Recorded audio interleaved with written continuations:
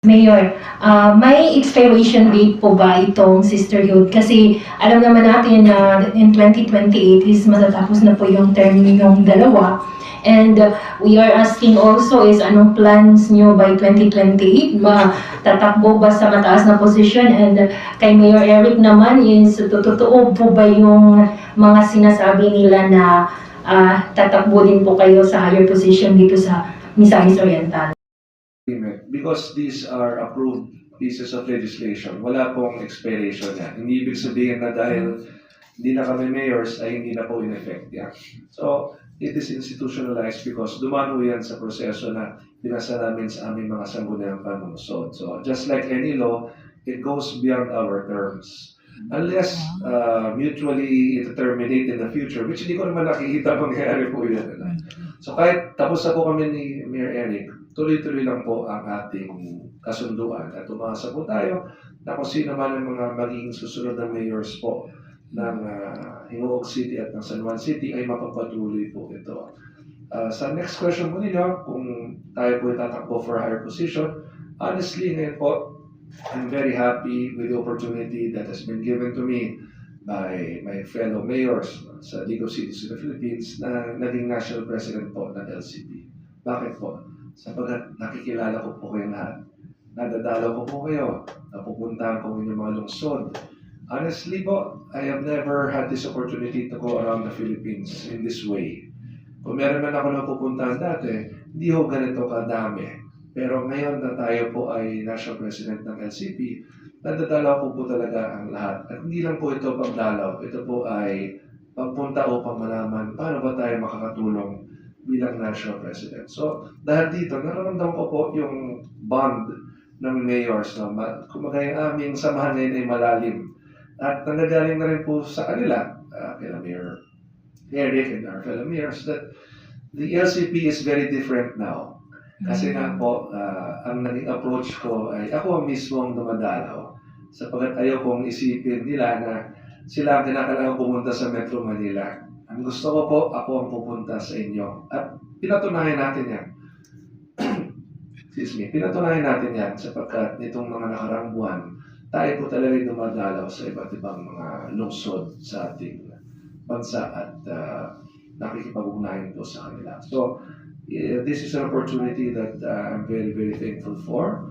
I'm focused on finishing my third term strong sa San Juan. Marami pa ho akong tatapusin. I realize that I have 1 year and more than just 10 months to go. So ang focus ko po talaga is to finish strong so that pag matapos po ako as mayor, wala akong magiging regrets. Wala akong sasabihin na, sana nagawa ko to, sana ito yung mga proyekto at programa pinatupad ko because ang plano ko talagang siguraduhin na tapusin siya. So right now po, ito ang focus ko. These two things. Three things actually. Aking tungkulin sa San Juan, ang aking tungkulin sa Metro Manila Council, sapagkat tayo rin po namumuno sa 17 mayors ng Metro Manila. Aside from yung ating mga tungkulin sa national presidency ng League of Cities of the Philippines, kung saan tayo po namumuno sa 104 na mayors ng mga lungsod sa ating bansa. So I'm focused on these three things. And ang objective ko talaga ay matapos ng maayos at mabuti yung mga tungkulin ito. San Juan City is actually it is supported by a resolution coming from the both Sangguniang Panglungsods.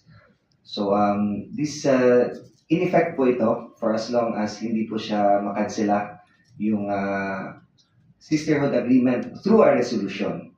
So, sa ngayon, marami pong mga opportunities na pwede natin i-share, especially the best practices. And sa nakikita po natin, ang San Juan City, as nasabi ko kanina, I really witnessed the transformation of San Juan. Kasi palagi po akong dumadaan doon during the time na hindi pa po ako pumasok sa public service. I am a medical technologist by profession. And nag-review po ako sa Metro Manila and minsan pupunta tayo sa Green Hills, dumadaan tayo sa may Pinaglabanan Street. Nakikita ko po ngayon ng San Juan City is developed. Nakikita naman natin kanina sa presentation as regards to education, health, social services, peace and order, and public safety. I witnessed how Mayor Francis handled the standoff kung tatawagan natin sa Green Hills during the time na meron pong may hostage crisis doon, no? Kasi nandun din po kami, kasama ko po ang city council. So dun sa Green Hills mismo, we witnessed how Mayor Francis handled the situation, and nakikita mo namin yun na yung leadership niya is magaling. At isa po yon sa tiningnan namin na pwedeng gagawin dito sa Hingog City if in case meron po mga ganun na mga pangyayari. So it's not only limited to that, but meron po mga best practices na titingnan natin, the sharing of ideas, and how can we market also our local products. Nasabi naman po ni Mayor Francis kanina na may window, no, na pwedeng i-open doon, nakapapag-promote din ng mga local products for Hingog City. And not only limited to local products, our culture, our best practices, our heritage, kasi very historic din ang nangyari sa San Juan City, no?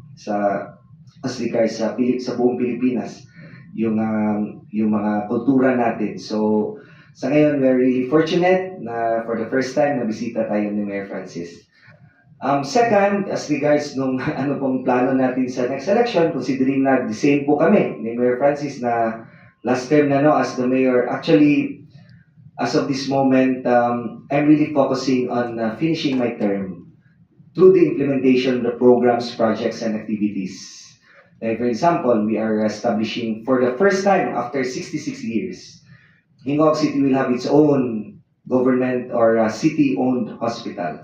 Tatawagin natin Hingog City United Hospital and Maternity Center. We will also establish our first ever outpatient department ng City Health Office.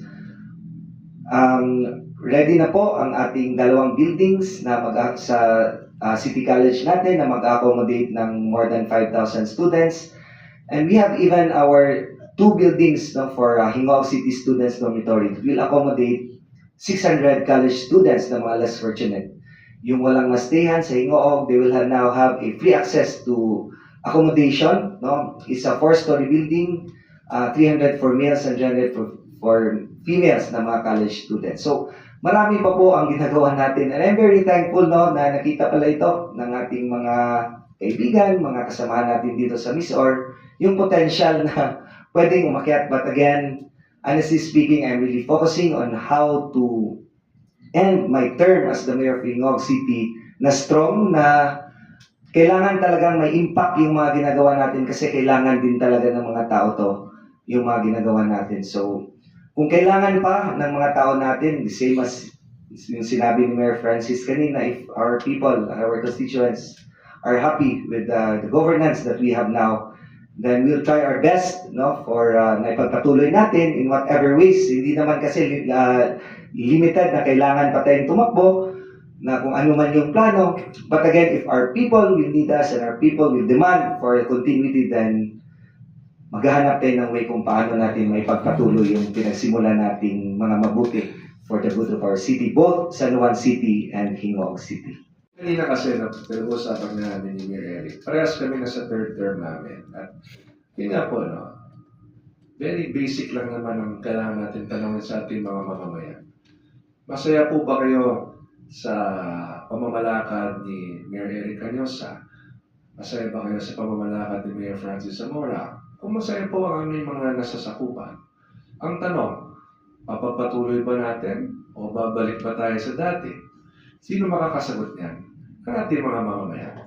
Hindi naman pwedeng kami magsabi o sumagot para sa kanila. Kailangan deep in their hearts, if they honestly think that their lives are much better now, then the natural course of action is to ensure continuity.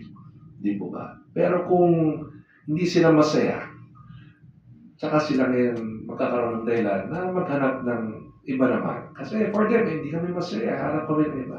But for as long as they are happy with the governance, di ba, mapapagpatuloy yan. Ako po personally, when I'm asked that question, ang sinasabi ko po, kung yung papalit sa akin, kung sino man siya, basta susundan niya yung aming local governance framework that has been implemented in the last 7 years, I believe that the people will continue to be happy because Number one, pinagkatiwala niyo yung posisyon ng mayor sa amin. Mula po nung ako'y unang nanalo noong 2019, nagtiwala po ang San Juan sa amin. That means, how we run our local government unit, happy yung mga constituents. So kung happy po sila, and whoever will run for mayor after us will follow this framework, then it follows na mananatili silang masaya. Ngunit pag nakikita kami ng pagkukulang, nakikita kami ng hindi maayos at magandang pamamalakad, yan magiging dahilan na maghanap sila ng iba. Diba? So, yun ang challenge sa amin eh. Kaya nag-uusap na kami because we're in the same position. Exactly the same position. Nagsimula kami konsehal sabay. Nagsimula kami vice mayor sabay. Nagsimula kami mayor sabay. Matatapos kami mayor sabay din. So, parehas ang aming sitwasyon. So, sabi ba, we should finish strong so that our people will remain to be happy with the governance that we are giving. Again, there's no perfect mayor, there's no perfect LGU, there's no perfect human being, di ba? But we try our very best to be the best mayors we can possibly be. So, yun po ang gusto ko lang idagdag.